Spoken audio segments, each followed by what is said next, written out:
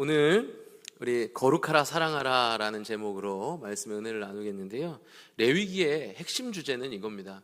너희가 이스라엘이 약속의 땅에 들어가서 하나님의 백성답게 살아야 되지 않겠니? 그러려면 이렇게 살아야 된다라고 하는 것을 가르쳐 주시는 게 바로 이 레위기의 말씀입니다. 그래서 오늘 말씀에서 많이 등장하는 내용 중에 하나는 거룩하라예요. 이 거룩함이 무엇인지 오늘 함께 나눠보도록 하겠습니다. 19세기에 헝가리 의사였던 이그나츠 제멜바이스라고 하는 의사가 있습니다. 이 사람의 전공은 산부인과예요. 그래서 이 산부인과에서 출산하는 여인들을 보면서 그 안에 병이 유행처럼 도는 병이 하나가 있었대요. 그게 뭐냐면 산용열이라고 하는 병이었다고 합니다. 산용열이 뭐냐면 출산 24시간이 지난 다음에 갑자기 산모가 38도의 고열을 앓고 감염병에 걸리는 것을 이야기하는 거예요. 그런데 많은 산모들이 아이를 낳고 나서 어떤 원인에서 이렇게 된 건지 알 수 없지만 이 산용열이 발병하기 시작했다는 거죠. 그래서 이 제멜바이스는 이 원인을 찾기 위해서 노력을 했다고 합니다. 그런데 가만히 생각해 보니까 원인이 깨달아졌는데 그 원인은 바로 의사들의 손이었다고 합니다.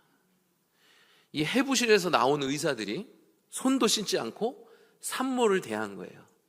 그러니까 당연히 감염이 될 수밖에 없고 쉬운 감염 경로 때문에 산모들이 질병을 겪고 또는 죽음을 맞이할 수밖에 없었다는 것을 발견했습니다. 그래서 이 제멜바이스가 이렇게 외쳤다고 합니다. 손만 씻어도 생명을 살릴 수 있습니다. 그런데 이 말에 다 동의하지 않았다 그래요. 특별히 의사들이 동의하지 않았다고 합니다. 예를 들어서 이렇게 생각해 보자고요. 누군가가 우리한테 스스로에게 당신은 죄인 아닙니까? 당신은 지난날 이런 죄도 짓고 또 이런 잘못도 하지 않았습니까? 부끄러움을 들춰내면 여러분 맨 처음에 어떻게 하시겠어요? 성경 속에서 예수님을 3번 부인한 베드로의 모습이 아주 잘 드러내죠. 나는 아닙니다. 난 예수님의 제자가 아닙니다. 난 예수님을 모릅니다. 부인하고 그리고 나는 그런 사람이 아니라고 거짓말이라 할지라도 그렇게 자기의 결백을 주장할 거예요. 이 의사들이 그랬다고 합니다. 제멜바이스가 원인을 이야기하자 자기는 의사라고 하는 명예가 있는데 이 명예가 실추될까 봐 이 감염의 원인을 고백하지 못하고 따라가지 못했다는 거예요. 그 손만 씻었으면 개선되고 많은 사람들의 목숨을 살릴 수 있는데 체면 칠해하느라, 체면을 지키느라 그렇지 않았다라고 하는 것입니다. 이 사건이 우리에게 중요한 메시지를 던져주고 있어요. 여러분, 보이지 않는 이 정결하지 못함을 무시하면 그 피해는 나에게서 끝나는 것이 아니라 나의 명예도 빼앗길 뿐만 아니라 내가 대하는 내 삶에서 만나게 되고 곁에 있게 되는 그 이웃도 아프게 만들 수 있다라고 하는 거죠. 손을 씻지 않은 의사, 누군가의 생명을 위협하는 것처럼 하나님 앞에서 정돈되지 않은 삶, 정결하지 않은 삶을 사는 하나님의 백성은 그 같은 하나님의 이웃을 해하게 만들 수도 있다라고 하는 것이죠. 오늘 레위기서 19장을 보면 우리에게 마치 영적인 손 씻기, 곧 거룩을 명령하고 있다는 것을 우리에게 보여주고 있는 거죠. 레위기가 말하는 거룩은 단순히 손의 깨끗함을 이야기하는 문제가 아닙니다. 하나님께 속한 사람의 삶 전체가 하나님 앞에서 정돈되어 있는가의 문제이죠. 한번 이 말씀을 통해서 우리가, 저와 여러분이 스스로의 삶 가운데 나는 거룩한 삶을 살고 있는가, 정돈되어 있는 삶, 정결한 삶을 살아가고 있는가 생각해보는 기회가 되었으면 좋겠습니다. 오늘 본문은 한 질문으로 시작합니다. 하나님의 백성은 어떻게 살아야 될까요? 그 대답이 오늘 말씀 2절에 나옵니다. 같이 읽어보겠습니다. 너는 이스라엘 자손의 온 회중에게 말하여 이르라. 너희는 거룩하라. 이는 나 여호와 너희 하나님이 거룩함이니라. 우리가 거룩해야 되는 이유를 무엇이라고 말씀하십니까? 하나님이 거룩하시기 때문에 우리에게 거룩하라고 말씀하고 계신다는 거예요. 이 카도시라고 불리는 이 거룩이라고 하는 말, 이 말의 뜻은 단순히 도덕적으로 결백하다라고 하는 뜻을 넘어서서 구별됨, 더 정확히 이야기하면 하나님께 속하도록 구별되고 정결한 것을 이야기합니다. 그러니 기준이 어디에 있어요?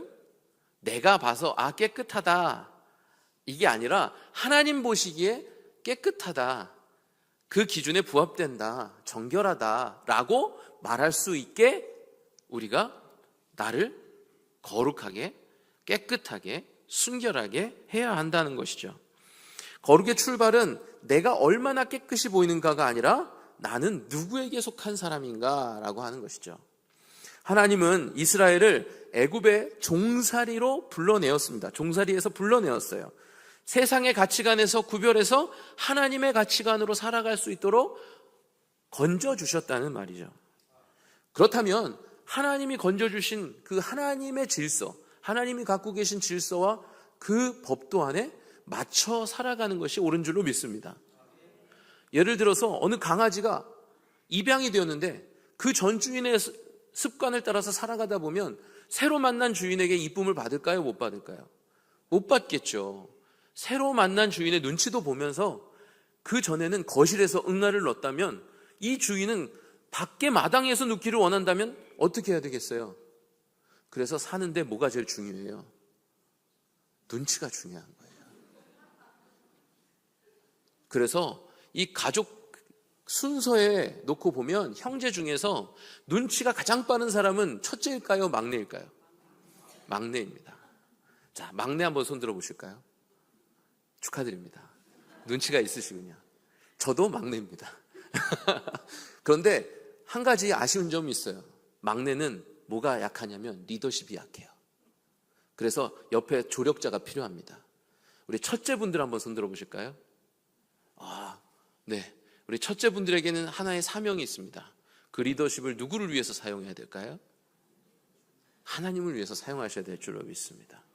그런데 이 눈치나 리더십이나 하나님이 이끄시는 가운데에 그 기준은 뭐예요? 하나님이에요. 하나님의 눈치를 봐야 되고 하나님이 명령하신 것에 잘 따르는 습성이 우리한테 있어야 진짜 거룩한 하나님의 백성이 될 수 있는 줄로 믿습니다. 거룩의 출발은요, 분명하기는 하나님의 백성에게 선택사항이 아니라 정체성의 증명이라고 하는 거예요. 내가 어떤 사람이길 보이기 위해서는 나는 거룩해야 된다는 거죠. 성경 전체의 언약의 흐름을 보면 거룩은요, 세상과 담을 쌓는 게 아닙니다. 이거는 폐쇄적으로 한 세계를 부정하는 행동이기 때문에 절대 그렇게 해석을 해서는 안 돼요. 오히려 하나님의 통치 속에서 우리의 일상을 드러내면서 우리가 하나님의 질서에 따르고 변화된 모습을 그렇지 않은 곳에 드러내면서 그곳에 이것을 유행시켜 나가는 삶을 살아가야 된다는 거예요.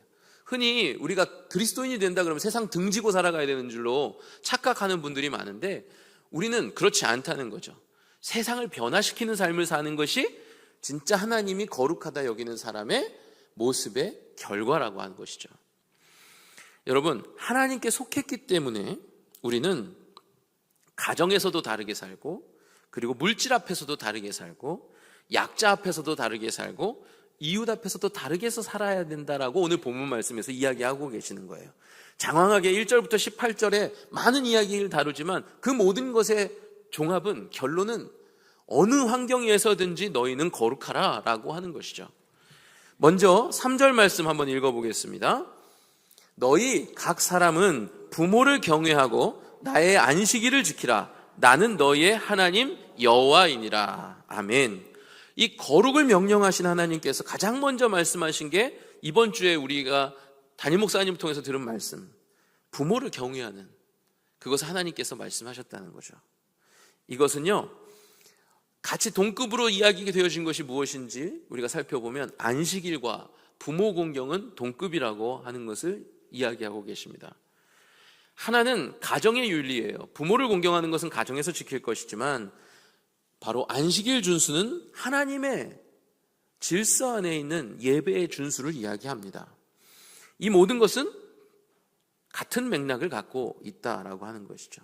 성막 안에서든지 나의 가정의 천막 안에서든지 내 행실이 동일해야 된다라고 하는 것을 이야기합니다. 그러니 질서라고 하는 것은요, 한 번 여기서 지키고 다른 곳에서 안 지키는 것이 질서가 아니란 말이죠. 하나님 앞에서든지 우리가 살아가는 세상에서든지 동일하게 일치되어야 된다라고 하는 것입니다. 우리는 흔히 거룩을 예배당 안에서의 경건함으로만 묶어두려고 하는 그런 유혹을 받습니다. 우리가 처음부터 그런 생각을 갖는 것이 아니라 우리가 살아가다 보면 왠지 모르게 세상에서는 내 거룩을 드러내면 내가 손해보는 것 같은 착각을 불러일으킬 때가 있죠. 그래서 그 거룩을 드러내면 유별남으로 찍힐까봐, 낙인 찍힐까봐, 그래서 이중적인 모습을 자연스럽게 선택하곤 한다는 겁니다. 그러나 오늘 말씀에서는 그러지 말라고 이야기하고 있습니다. 주일에 거룩한 표정을 짓는 것은 쉽고 내 삶의 자리에서 거룩한 표정을 짓는 것은 어렵다면 무엇 때문일까요? 하나님 때문일까요? 우리의 삶의 모습 때문일까요? 네, 나의 삶의 모습 때문에 내가 거룩을 포기해야 되는 상황이 이르게 된다는 거예요. 여러분, 주일에 정직하고 거룩한 모습, 월요일에도 정직하고 거룩한 모습으로 살아가야 될 줄로 믿습니다. 오늘 본문에서는 말씀하십니다. 예배당 안에서의 눈물과 집안에서의 불효가 함께 간다면 그것은 성경이 말하는 거룩이 아니다라고 하는 거죠. 진정한 거룩은 예배의 감격이 가정의 질서로 이어지는 거예요. 쉽게 말하면 제단에서 부모를 공경하라고 하는 말씀이 선포되었을 때에 우리 성도님들께서 돌아가셔서 부모님에게 전화하고, 목사님 그러셨잖아요. 전화해봐라. 그리고 부모님께 연락을 드려서 안부를 여쭙고 해라 말씀하셨잖아요. 아, 그렇게 말씀하셨으니까 내 집에 가서 꼭 부모님께 전화해보고 안부를 여쭤봐야 되겠다 하셔서 전화를 거시는 분은 그 거룩이 예배당에만 머문 것입니까? 삶의 자리로 이어진 것입니까? 그렇죠. 삶의 자리로 이어가신 건 줄로 믿습니다. 말씀을 제단에서 듣고 난 뒤에 그렇게 살아야지라고 하는 결단이 한 주간의 나의 삶을 다스리고 나를 통치한다면 우리는 계속되는 거룩의 삶을 살아가게 될 줄로 믿습니다. 진정한 거룩은 바로 이런 것입니다. 4절 말씀, 우상에게로 향하지 말고 신상들을 만들지 말라고 하시는 명령을 우리는 이어서 봅니다. 거룩의 방향성이 무엇인가 라고 하는 것을 우리에게 일깨워주고 있어요. 거룩은요, 마음의 방향성입니다. 하나님께 속한 백성은 하나님의 것 외에 다른 것을 하나님과 동격으로 놓지 않는다라고 하는 걸 이야기하는 거예요.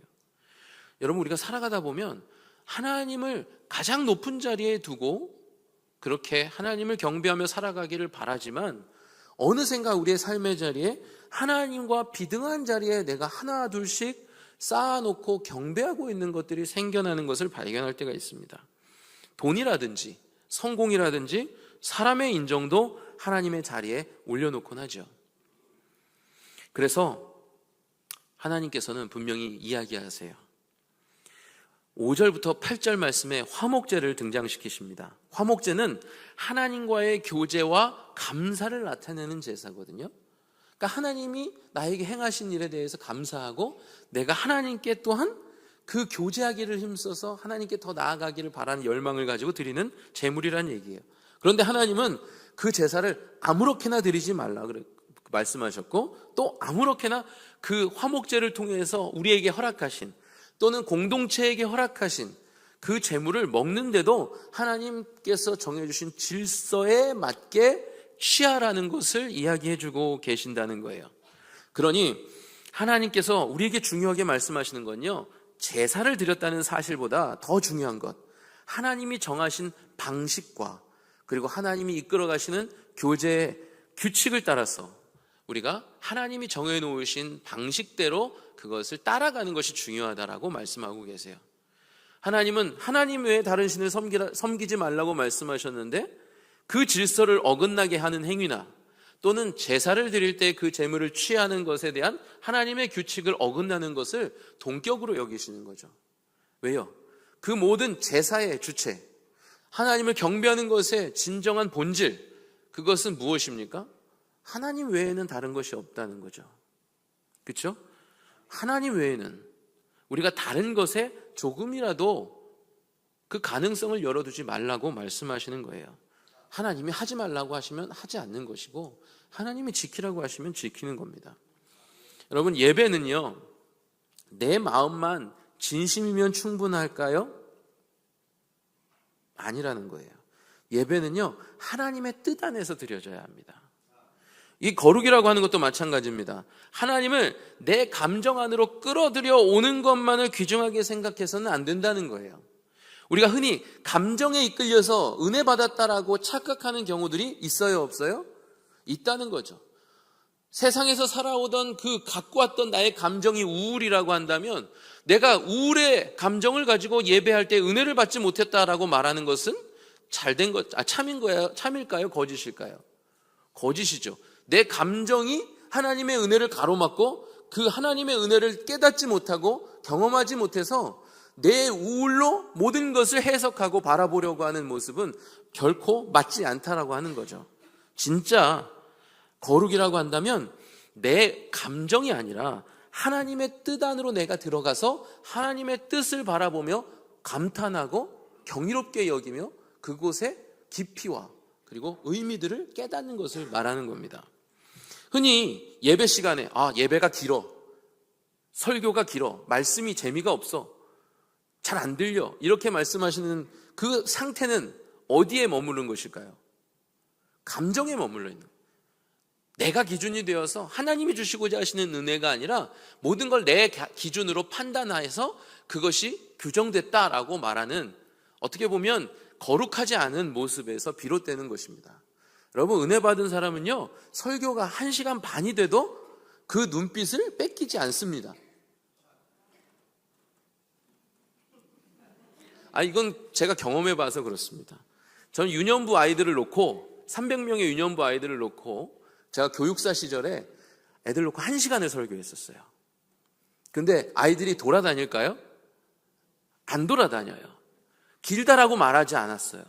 오히려 계속되는 물음을 던지고 그리고 그 말씀에 귀 기울이는 모습을 봤어요. 그리고 나중에 빼빼로 데이 때 어느 한 여자아이가 저한테 빼빼로를 줬어요. 근데 거기에 편지 쓰는 칸에다가 이렇게 적었어요. 교육사님, 은혜로운 말씀 전해주셔서 감사합니다. 제가 그 편지를 가지고 있을까요? 아니면 안 가지고 있을까요? 안 가지고 있습니다. 빼빼로에 감동해가지고 빼빼로를 맛있게 먹고 그 상자를 그만 그랬습니다. 회개합니다. 그것처럼 우리가 어느 곳에 기준을 놓고 내가 거룩해지고자 애쓰냐, 우리에게는 매우 중요하다라고 하는 거죠. 9절 본문의 말씀 같이 한번 읽어보겠습니다. 너희가 너희의 땅에서 곡식을 거둘 때에 너는 반 모퉁이까지 다 거두지 말고 내 떨어진 이삭도 줍지 말며. 아멘. 이제는 우리의 실생활에 깊이 파고들어서 하나의 예까지도 이 말씀에 등장시키셔서 우리의 이해를 도우시는 하나님의 은혜가 있습니다. 거룩하라 하신 말씀이 여러분, 하나님께서 반 모퉁이까지도 말씀하시고 계신다라고 하는 건 우리에게 정말로 거룩한 삶을 살기를 원하시는 간절한 마음이 그 말씀 안에 들어있다라고 우리는 바라볼 수 있는 것이죠. 또 포도원에 떨어진 열매도 이야기하십니다. 줍지 말라고 이야기하시는 거예요. 열매가 추수하다가 떨어졌으면 그냥 내버려 두라는 거예요. 누구를 위해서요? 가난한 사람과 거류민을 위해서요. 또 이 뒤 이어 나오는 말씀은요, 또 소유에 대한 경제의 소유도 이야기하십니다. 그래서 이 소유를 대하는 태도, 곧 물질에 대한 모든 태도가 내 스스로가 어떤 것에 끌려 살아가느냐, 아니면 내가 주인이 되어서 살아가느냐라고 하는 것에 대한 정의를 우리에게 마련할 수 있도록 도와주신다는 거예요. 여러분, 우리는 주인일까요? 청지기일까요? 어떤 찬양 가사 중에 이런 가사가 있잖아요. 나는 나그네로 왔는데, 나는 청지기인데 왜 나는 그렇게 살지 못했나, 이렇게 회개하듯 고백하는 찬양의 가사가 있잖아요. 분명한 사실은 우리는 주님이 만드신 피조물의 일부일 뿐이며, 또한 우리에게 피조물을 다스리고 정복하며 하나님의 뜻대로 섬기라고 요구하신 명령을 받아 살아가는 존재라고 하는 거예요. 심지어 레위기 25장 23절 말씀을 이야기하시죠.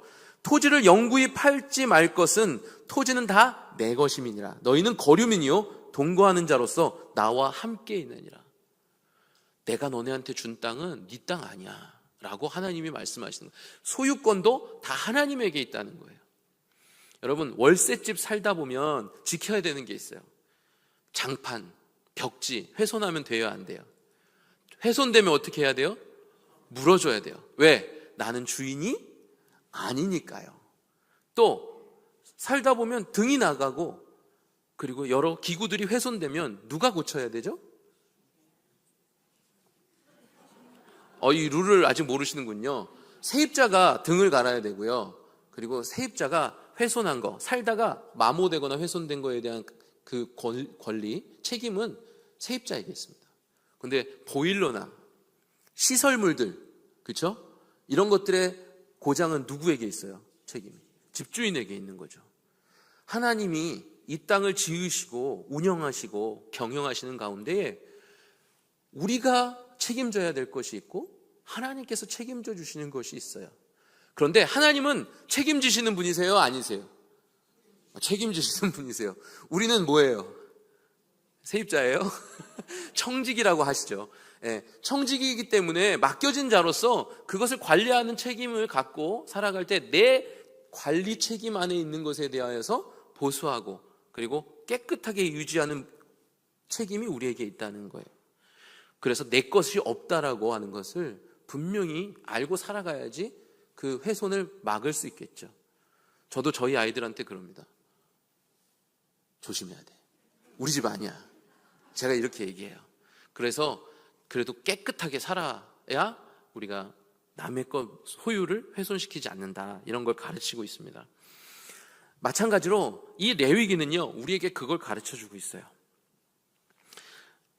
모든 물질에 대한 개념이 하나님에게로부터 온 것이기에 다 내 것인 양 그것을 주장하면 나는 거룩한 삶을 살아갈 수 없다는 것을 가르쳐 주고 계십니다. 반 모퉁이를 다 거두지 말라는 명령은 인간의 계산법으로 살아가면 하나님 앞에서 손해를 본다는 거예요. 성경적인 진정한 거룩은요, 내 소유가 하나님의 다른 피조물을 위해서 사용된다라고 하는 것을 기쁘게 여기고 그것을 인정하고 허용해 드릴 줄 아는 삶을 살아가야 된다는 거죠. 여러분, 내 물질이 하나님께 쓰임 받으시면 여러분 기쁘십니까? 안 기쁘십니까? 네, 기쁜 줄로 믿습니다. 또 하나님은요, 정확하게 갚아주시는 분이십니다. 왜요? 다 하나님 거니까. 나에게서 사용하신 것은 또 나에게 채우시는 은혜의 역사가 있습니다. 이렇게 우리가 물질을 바라볼 수 있게 하신 것은요, 은혜가 아니고서는 그렇게 바라볼 수가 없다는 거죠. 결국엔 하나님의 질서 안에 내가 내 시선도, 내 생각도, 내 소유에 대한, 물질에 대한 개념도 다 하나님께 속하게 되면 하나님이 이끌어 가시는 그 자리를 내어드릴 수 있게 되고 하나님의 이끄심을 경험하게 되고 그리고 그래서 결국엔 하나님의 질서 안에 내가 자연스럽게 녹아들어져 있어서 하나님의 거룩하신 성품이 나의 성품이 되는 은혜의 역사가 생겨나게 된다라고 하는 것이죠. 오늘 본문은 우리에게 묻습니다. 나의 밭 모퉁이는 어디입니까? 내가 하나님의 질서와 하나님의 명령에 따라 허용해드리고 내어드려야 하는데 내가 그렇게 해야 되는 나의 삶의 자리는 무엇입니까? 내 시간의 모퉁이, 내 물질의 모퉁이, 내 마음의 모퉁이, 내 권한의 모퉁이, 하나님께서 거룩한 자가 지켜야 되는 질서에 대해서 말씀하실 때 여러분 그 명령에 따라 남겨두실 수 있으시겠습니까? 하나님은 우리에게 그것을 요구하고 계십니다. 거룩한 성도는 자기 몫을 끝까지 움켜쥐는 사람이 아닙니다. 하나님의 질서 안에, 하나님이 바라시는 거룩 안에 허용해 드릴 수 있는 사람입니다. 약자가 숨 쉴 수 있도록 모퉁이를 기꺼이 내어주는 사람, 하나님은 우리가 그렇게 되기를 원하고 계십니다. 또 11절부터 13절은 우리의 경제적인 거룩함을 또한 지켜내라고 추가적으로 이야기하셔요. 도둑질하지 마라, 속이지 말아라, 거짓말하지 말아라, 거짓 맹세하지 말아라, 이웃을 괴롭게 여기는, 이웃을 억압하는 행위, 그리고 품꾼의 삭슬 늦게까지 주지 않고 버티는 행위, 악덕업주 같은 그러한 행동을 하지 말며 살아가라고 요구하십니다. 여러분, 우리가 삶에서 다른 사람들에게 피해 주는 행동 당연히 하지 말아야 되겠죠. 나를 통하여 하나님을 원망하고, 그리고 하나님이 구원해 주신 약속의 백성, 하나님의 자녀들이 다른 이들에게 거짓으로 혹은 부정된 자로 여겨진다면 하나님께서 결코 기뻐하시지 않으실 줄로 믿습니다. 그래서 우리가 하나님 아버지 앞에 어떤 행위라 할지라도, 특별히 우리가 사용하는 이 물질에 있어서의 삶, 우리가 삶에서 물질을 무시하며 살아갈 수는 없잖아요. 여러분, 집 문을 열고 나가는 순간부터 뭐가 필요해요? 돈이 필요한 세상에 우리 살아가잖아요. 그래서 우리는 우리의 삶을 대변하는 것이 있다고 한다면 물질, 곧 돈이라고 생각할 수 있다는 것이죠. 그러니 내가 살아가면서 다루는 이 물질에 대해서도 인색하지 않고 하나님께서 요구하시는 대로 사용할 줄 아는 자가 되어야 된다는 거죠. 14절 본문의 말씀은 말합니다. 너는 귀먹은 자를 저주하지 말며 맹인 앞에 장애물을 놓지 말고 내 하나님을 경외하라. 나는 여호와이니라. 아멘. 여러분, 귀먹은 자, 맹인, 여러분 만나보신 적 있으십니까? 제가 여기에 이사 오기 전에 살던 아파트에서 아이를 등교시키면서 바라봤던 광경이 마음을 아프게 한 적이 있었습니다. 한 여자아이가 날 때부터 맹인은 아니었던 것 같아요. 어떤 사고나 질병으로 인해서 나중에 맹인이 된 것 같아요. 근데 그 어머니가 그 학교 책가방을 메고 이 맹인용 지팡이를 들고 있는 이 자기 딸에게 이쪽으로 가야 된다, 거기는 차도야, 여기는 인도야 가르쳐 주면서 뒤에서 어떻게 가고 있는지를 보면서 등교를 시키는 모습을 본 적이 있어요. 참 마음이 아프더라고요. 자녀가 있는 사람으로서 저도 내 자녀가 어떤 질병이 걸린다면 저렇게 될 수 있겠구나라고 하는 생각을 가져보는 계기가 됐었습니다. 근데 오늘 말씀에서 이야기하세요.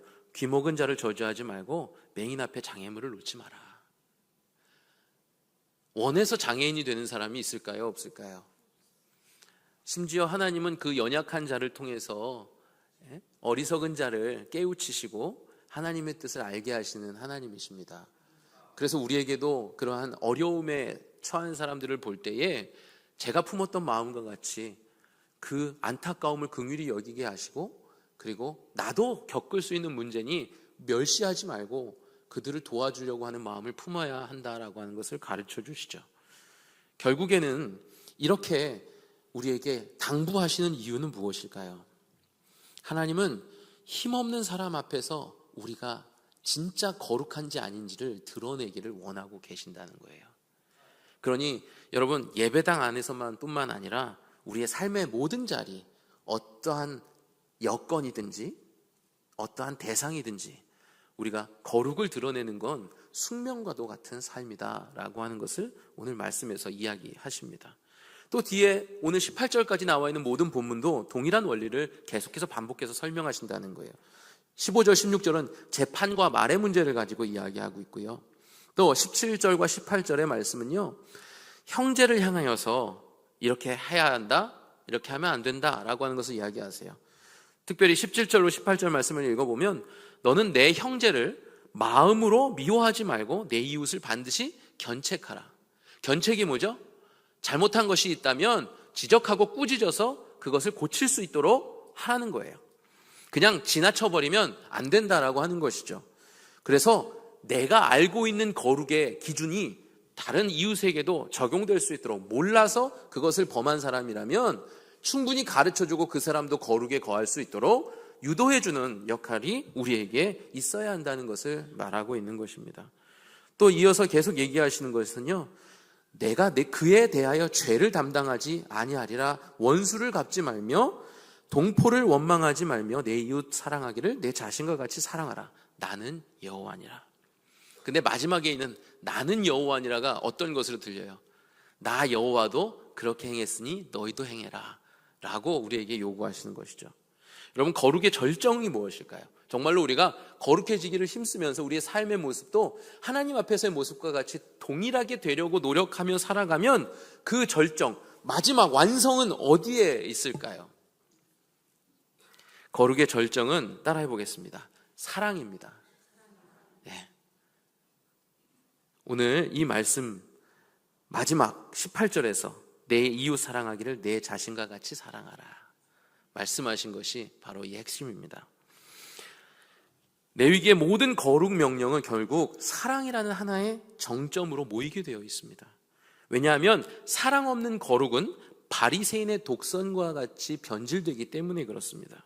또 차갑게 변질되어서 인간미 없고 하나님의 자녀답지 못한 벗어난 행실의 사람으로 살아갈 수밖에 없다는 것이죠. 예수님께서 모든 율법의 강령이라고 말씀하신 그 구절이 바로 사랑입니다.